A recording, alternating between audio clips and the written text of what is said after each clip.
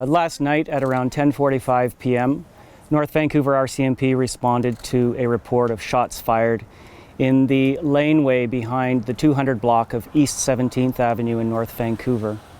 Upon arrival, officers located two male victims who suffered gunshot wounds. Sadly, one of those males is deceased as a result of those injuries. Another male was taken to the hospital for treatment of his injuries. North Vancouver RCMP contacted the IHIT investigation team, and they have now come into our police station, and they are assisting and in partnership conducting this investigation. I'd like to invite Sergeant Frank Jang to speak to the investigational aspects of the IHIT investigation. We believe that this was a targeted shooting. I know that is the question that is on everybody's minds. And in cases like this, in homicide investigations, much is made of the victim. And so what I can tell you with respect to our victim is his name is Ali Reza Seri. So we are releasing his name in the hopes that people have information about what Ali was doing last night, or who he was meeting up with, and things of that nature. We also know that there was a second man who is associated with Mr. Ali, who was in the vehicle that was shot at last night here in the 200 block of East 17th Avenue, East 17th Street. That man, fortunately, will survive his injuries. He was released from hospital. But unfortunately, we are investigating the murder of one dead man here. And what I can tell you further is that, again, we believe this was targeted. This was certainly not random. We're still trying to determine if this is or this was gang related. Now, there are early indications that reveal that both males may have had gang affiliation. So that is very important. And also, for those of us who live here in the Lower Mainland, and certainly those of us who live here on the North Shore, we know that there are two ways on and off North Shore, and that is the Second Narrows Bridge and the Lions Gate Bridge. And what I'm getting at is that dash cam video. Last night, this happened just before 11 o'clock at night. Presumably, there were people coming on and off the bridge, coming home or leaving their home. So if you have dash cam video, this is so important in our investigations. And this isn't, we don't just say this, but we know for a fact that dash cam video plays a huge role. Well, video surveillance footage itself plays a huge role in our investigation. So we are asking anyone that has dash cam video who haven't yet come forward to the North Vancouver RCMP or to IHIT to please contact us immediately.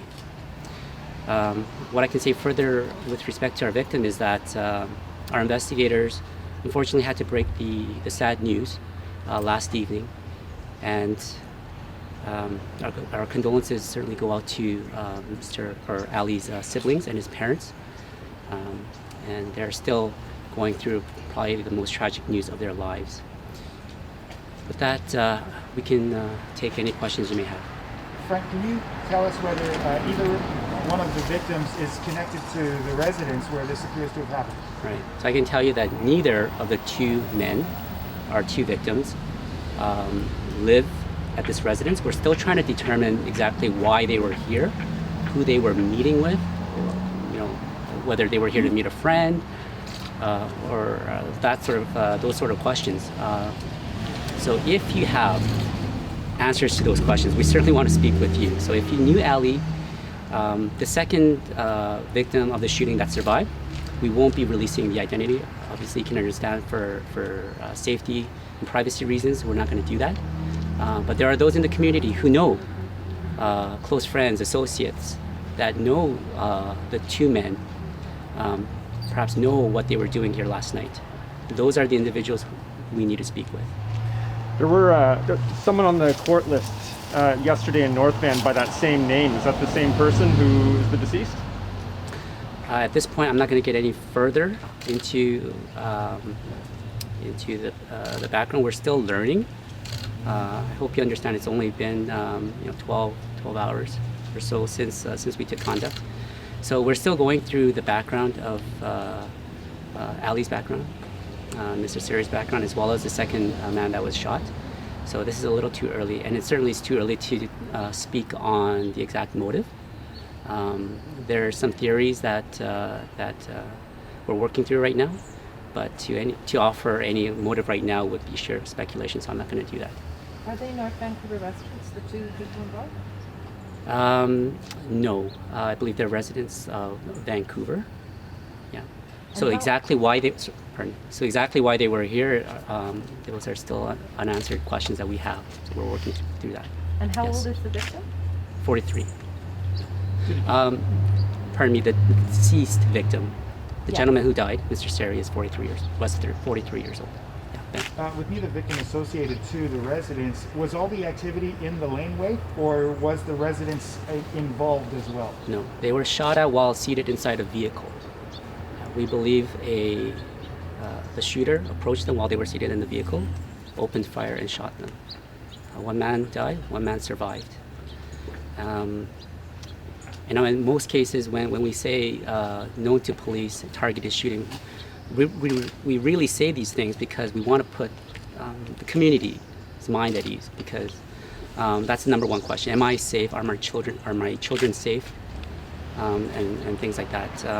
In this case, we believe it wasn't random, certainly not, that it was targeted. But we want people to realize that there is a family grieving behind the scenes. Please don't forget that. And so if you have information, if you're in a position that you can help us further this investigation, or better yet, identify the person who shot a gun, opened fire in your community, killing one person, severely wounding one person, and potentially could have put others' lives in danger. This person needs to be found, needs to be brought in, needs to be held to account. And we're also open to the fact that this may have involved more than one person, that there's others that could be complicit in this. So we're just starting out on this investigation. It's still so early, but as we go, if there are further updates, we will certainly share that information with you. What is the spelling of the name of the dead victim? Yes, so I will, IHIT will be forwarding a release, but I can give that to you right now. Given one, first name of Ali, A-L-I, middle name of Reza, R-E-Z-A, surname of S-E-R-R-I. Again, 43 years old. Okay. Can you Yeah. It's Ali Sarah Rezi? Ali Reza Seri. So Reza Sari. And do you know, are you looking for any other vehicles at this point? Do you know if the shooter was on foot? Any of that kind of information? We don't have that information right now, but we're open to everything. So we're certainly alive to the fact that they could have left this area in a vehicle, and it's North Vancouver. So there's only two ways on and off. It's the Second Narrows, Lionsgate Bridge. We know that the North Vancouver RCMP frontline members rushed to both locations in an attempt to maybe perhaps cut them off, or to get as much information as they can of the vehicles going on and off those two bridges. We know that there's camera in and around that area. However, dash cam video, and I can't emphasize it enough, dash cam video, especially the quality such as available in a lot of vehicles these days, it is so crucial. And without getting into it too much in detail, it oftentimes can actually clearly make out the people inside that vehicle. And that's why we are appealing.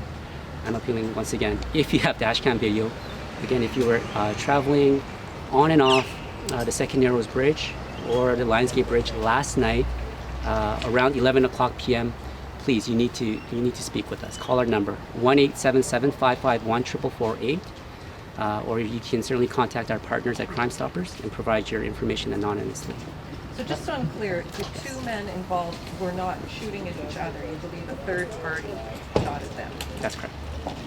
This may be a question for Peter, I'm not sure. Yeah. People talked about a potential delay with the ambulance getting into the scene, and lots of activity obviously with heavily armed officers. Can you just talk a little bit about the protocols when you get a call about a shooting, and what you do to ensure the safety of your members and paramedics, and that might be why there maybe was a delay with the ambulance?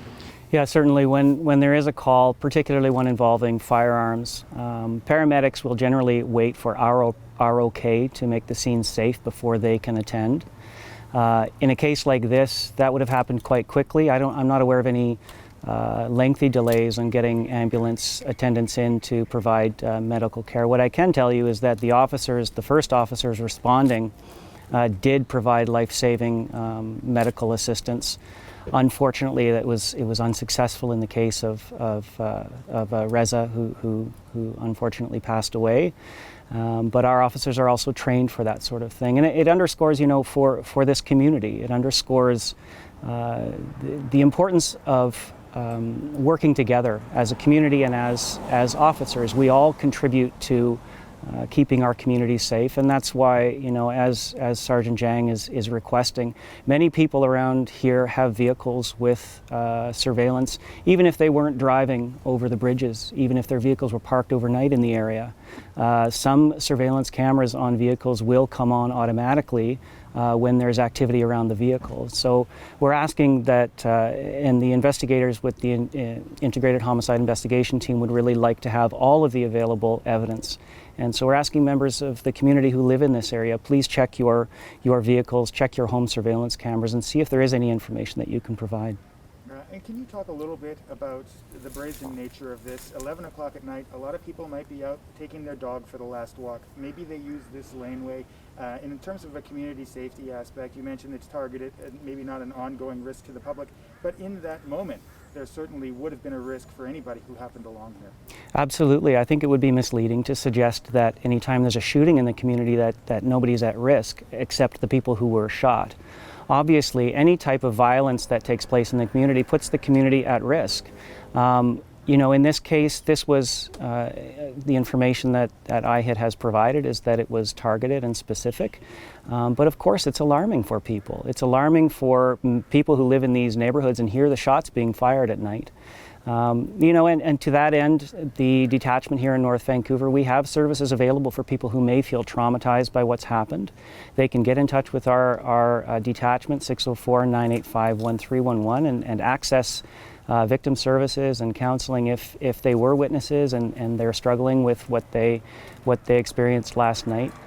And that speaks as well to the officers who attended. I mentioned there were officers there who were providing life-saving first aid to these injured people. That can be a very traumatic and difficult thing for them to experience as well. And we're looking after those officers too. We have a whole host of supports, emotional and psychological supports in place for them. And so, this is a community of people who care a lot for each other. And we want to leverage that in order to help not only prevent these types of things from happening, but also to assist investigators when they do happen in trying to gather as much evidence as possible. Do either of you know the other person, the victim that survived, are they cooperating with police? They've been released from hospital. Could they provide a description at all of the person or people that might be involved? Yeah, certainly we're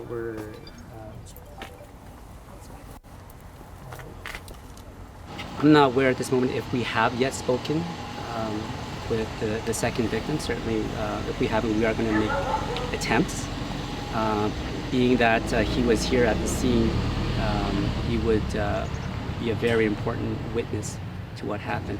Having said that, he probably just underwent the most traumatizing experience of his life. So we are very mindful of that as well. But certainly we are going to make attempts if we haven't already to speak with him.